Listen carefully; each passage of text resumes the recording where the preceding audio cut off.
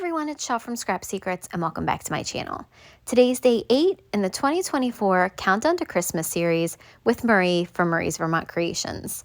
Our technique for today was vintage and we're going to create this card and envelope. We're using MFT's craft ink and two products from Hero Art's October kit, this piece of craft cardstock, and we're going to score it at 4 1/4. As well as that background stamp that has a bunch of Christmassy words on it. So I put the background stamp into the stamp wheel from Altenew, and we're going to ink it up with that craft ink. I did have to stamp this down a couple times to get it stamped good, and it's not fully stamped, but I think that gives a little bit of that vintagey look as well, kind of like some of it was worn away. So once I have it to a place where I like it, I'm then going to take it out of my stamp wheel and use some Distress Oxide in Vintage Photo and go around all the edges. Now this is we stamped right onto the card base, so I was just careful to not get any of that ink on the back of the card base. We're going to be using this die set from MFT. It's their gingerbread house die, and the same color craft cardstock that we use for the envelope we're going to go ahead and use for this. So I cut all those pieces out because I wanted it to be like a real gingerbread house that made out of gingerbread, that brown color, but I wanted to give it a little bit of depth and dimension, kind of like you baked it a little bit longer and the edges got brown. So I love using a Vintage Photo for this.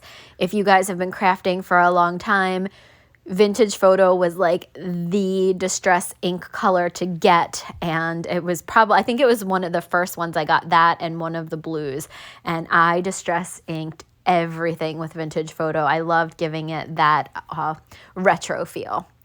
So I'm going to be using the foam tape on the back of the door because I wanted to actually have it pop up again, make it look like they were the gingerbread cookies that are making this gingerbread house. So I wanted to give it a little bit of dimension. I did go around the windows with that Distress Oxide as well. So those are going to be darker because if you put those into the oven, those ones are smaller. So those ones would be darker than the base. Also wanted to have them kind of stick out a little bit. I cut out the icing or the frosting pieces in it's like sparkly white. I've had a bunch of this cardstock for a while and I love using it because it has a little bit of shine, but we're going to do a technique to that in a minute that gives it a little bit of dimension as well. So just using my Bearly Arts glue to attach those icing pieces down as well as all of the windows. So I did the two rounded windows on the side of the door and then decided to do the circle window as if it was the window on the door front as well. One thing that I wanted to do, which I didn't do, and I'm thinking about it now, was I didn't get to put a doorknob on this. I did want to do a little dot with, Nuvo drops or something to add the door handle, but I didn't. It's okay. So I'm going to go ahead and add the glue to the back of this and attach that to the card before we move on to the next step. I'm using the Unicorn Lacquer pen from Hero Arts to add a little bit of dimension to the gingerbread house.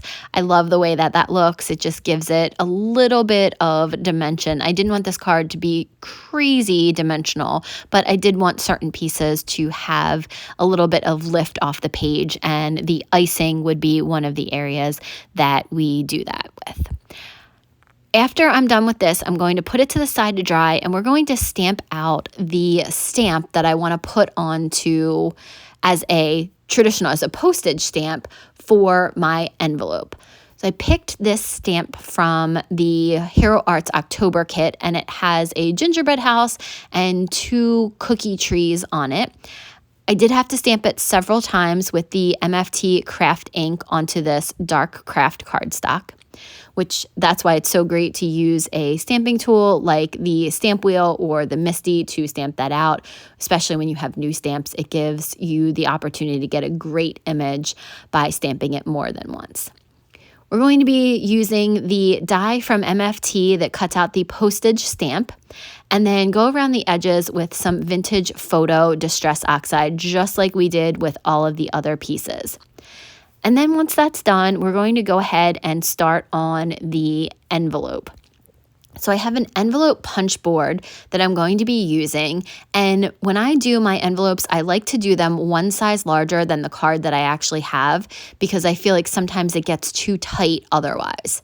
So this is an 8.5-inch square piece of craft cardstock. I lined it up at 3 3/4 like the punch board said, punched and then scored, and then lined up that score line with that little arm on the left-hand side, and did that until all sides were punched and scored. And then I'm going to use the back of this for the corner rounder. So you can round corners of envelopes, pictures, whatever you want. You can use this for other things other than envelopes, and it makes for a nice rounded end instead of the point. You could definitely leave the point on, but I liked the rounded. So I'm going to go ahead and fold the envelope up. We're also going to be stamping out a couple more images from that stamp set from Hero Arts as well onto the dark cardstock. We're going to be adding some images to this. I thought this is how I wanted it to be, but then I wanted to add some more imagery to make it a little bit more vintagey. While you're watching me do that, I thought I would talk to you a little bit about the series and what you can expect. Oh, I have a link in the more information section that links you to the intro video where I talk to you about what the series is, how you can win prizes. I also have a link to Marie's channel, which you need to be subscribed to if you would like to be entered for prizes. And there's also a link to the playlist in there. So the playlist is 2023 and 2024's Countdown to Christmas series with myself and Marie. And then the other ones, I have more videos on there from years before. So 3 years ago, Marie did one of the days with me, and we had such a fun time doing it. I asked her to do the whole series with me last year. She very kindly said yes. And so now we have at the end of this year, we'll have the 2 years of series. So by the end, you'll have 100 videos on 50 different themes, techniques, etc., and by 2 different artists who have different crafting styles. So there's tons of inspiration on there with all those videos, plus the videos from the years before that I've done. So you want to make sure that you go over and check that out. We do videos on Mondays and Fridays at 2 o'clock, with the exception of this video today. And the reason that it is late is because my smoke detectors were going off last night, and it took me until about 3 a.m. to shut them off. And it's just been a crazy day at work, so I have not had a chance to do the voiceover for this. So I apologize for this one going up late, but I will be better. I'm working on more this weekend. It just has been a crazy couple of weeks. So I thank you guys for your patience on this one, but I will get this up. So make sure that you have checked out my videos, Marie's videos, and that you're subscribed to both of us. Comment to win our prizes at the end. Marie's also giving away an extra prize if she hits a certain number. I will as well, so I'll talk about that more in some upcoming videos. But yeah, thank you guys. We appreciate all the comments and the likes and the views. So hopefully you guys are enjoying this series as much as we are. Oh, and there's Oreo. He had to come say hi. So I did cut some of that out because he would not move. Okay, so back to the actual card. I went ahead and attached all of these images with the Bearly Arts glue. The other images, except for the very first one, were cut out with the Hero Arts dies that coordinate with that stamp set. The first one was cut out with the MFT, it's the postage stamp dies. I don't think I said that before. So I used MFT for the first one, and the rest are the Hero Arts dies. So I'm just using that same exact vintage photo distress oxide to go all around the seams of the envelope, just to kind of give it that vintagey feel. And that is the card and the envelope for today. So I'm going to thank you guys so much for watching. This series is so much fun. I hope that you're enjoying it as much as we are.